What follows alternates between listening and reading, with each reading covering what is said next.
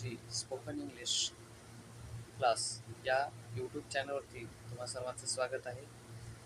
English improve करण्यासाठी आपल्याला नवीन नवीन structure शिकावे लागतात.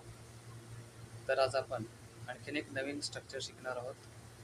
Subject plus was were to plus V1 plus object. आता या स्ट्रक्चरचा वापर पास्ट टेन्समध्ये केल्यानंतर याचा अर्थ नेमका काय होतो हे आपल्याला पाहायचं आहे. या अगोदर आपण am is are to plus V1 plus object हे प्रेझेंट टेन्समध्ये पाहिलं होतं. आता was were to plus V1 use केल्यानंतर त्याचा अर्थ काय होतो हे आपल्याला पाहायचं आहे. चला तर मग पाहूया. Let's start. सुरुवातीला आपण पॉझिटिव्ह सेंटेन्स पाहूया. तुम्हाला दिसत असेल स्क्रीनवरती पहा. Positive sentence I was to exercise every day. I was to exercise every day. मला रोज व्यायाम करायचा होतं किंवा मी रोज व्यायाम करणार होतो असा याचा अर्थ होतो. Shiva was to solve maths problem. शिवाला मॅथ्सचे जे प्रॉब्लेम्स आहेत ते सॉल्व करायचे होते किंवा तो ते प्रॉब्लेम सॉल्व करणार होता असा याचा अर्थ होतो. She was to take medicine daily. तिला रोज मेडिसिन औषधं घ्यायची होती किंवा ती रोज मेडिसिन घेणार होती.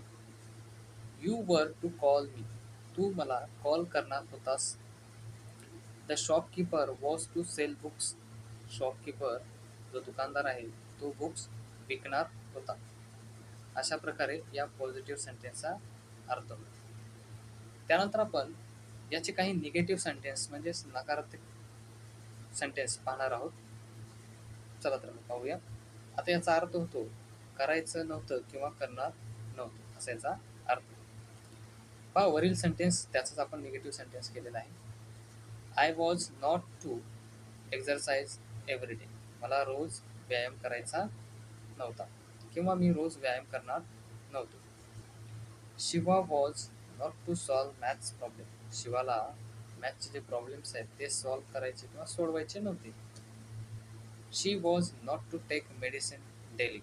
तिला रोज मेडिसिन औषध घ्यायचं नव्हतं. You were not to call मी. तुला मला कॉल करायचं नव्हतं किंवा तू मला कॉल करणार नव्हतास असा याचा अर्थ होईल. त्यानंतर the shopkeeper was not to sell books. दुकानदाराला पुस्तकं विकायची नव्हती.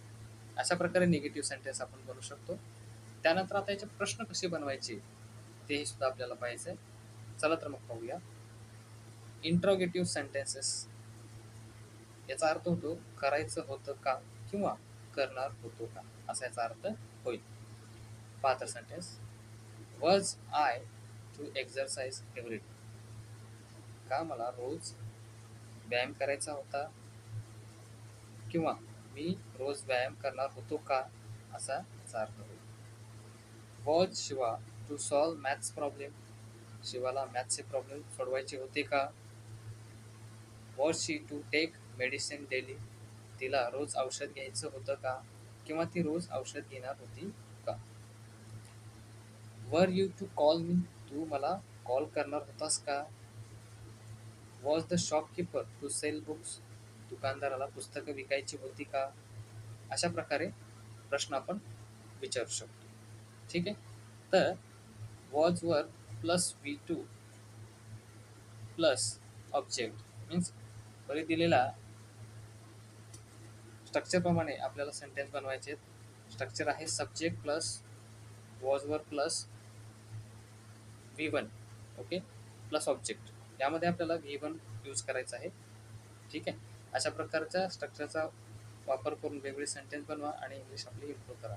ओके. थँक्यू.